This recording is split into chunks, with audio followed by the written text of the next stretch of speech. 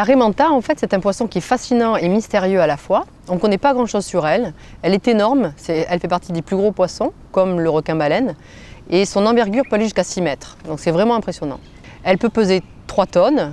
Et en fait, elle est souvent en contact avec les plongeurs parce que c'est une attraction touristique de plus en plus valorisée dans le monde. C'est un animal qui est très mystérieux. Pourquoi? Parce qu'elle a une forme assez surprenante et elle a surtout 2 grandes cornes près de la tête, qu'on appelle donc les cornes céphaliques.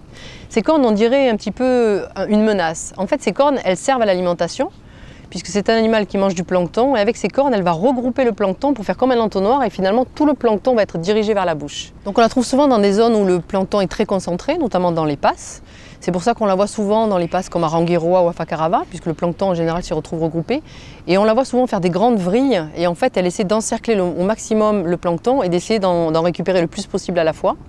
On la voit aussi souvent la nuit, puisque les petits organismes du plancton sont attirés par la lumière et du coup les raies manta sont attirées et on peut venir les observer parfois qui font des grandes boucles pour venir se nourrir. C'est un animal qui est très pacifique puisqu'elle n'a aucun moyen de défense, notamment par rapport à l'homme et à ses prédateurs. Elle n'a pas de dard, c'est une raie qui n'est pas armée et donc le seul moyen pour elle de fuir, de s'échapper, c'est de fuir, donc c'est par la vitesse. Alors c'est un poisson qu'on appelle pélagique.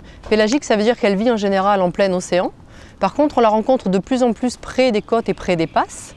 Et elle fait partie de la famille des requins, ce qui est assez surprenant puisqu'elle est toute plate alors que les requins ont une forme de poisson traditionnelle. Alors les raies manta, on dit qu'elles sont ovovivipares. Ça veut dire qu'elles développent des œufs à l'intérieur de leur corps et de ces œufs vont naître 1 ou 2 petits, rarement plus. On pense qu'elle a une gestation d'à peu près 13 mois. Et ces petits, une fois qu'ils sont prêts, ils vont d'abord éclore dans l'abdomen et puis ils vont être expulsés comme un accouchement naturel. Et puis après, une fois qu'ils sont nés, ils n'ont plus aucun rapport avec la mère, elles ne s'en occupent plus du tout. On voit souvent les raies accompagnées par d'autres poissons. Ils peuvent être de 3 types. Il peut y avoir des rémoras qui sont des poissons qui sont fixés sur la raie, qui s'en servent un petit peu comme moyen de locomotion. Comme ça, c'est facile pour eux. Il y a aussi des poissons qu'on appelle poissons pilotes, souvent de la famille des carangues. Et puis il y a également des poissons qu'on appelle nettoyeurs, puisqu'ils viennent nettoyer les petits parasites de la raie. Donc c'est assez pratique pour elles. Et elles vont dans ce qu'on appelle des stations de nettoyage. Elles se posent et elles attendent d'être nettoyées.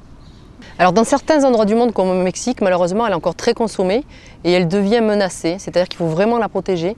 Par contre dans le monde en général, sa population est encore à un niveau très correct et ce qu'il faut c'est continuer à la valoriser, surtout pour pouvoir la montrer au public et qu'elle fasse partie des écotours et des plongées touristiques avec surtout une meilleure connaissance de cet animal qui finalement est un animal très emblématique mais très mal connu.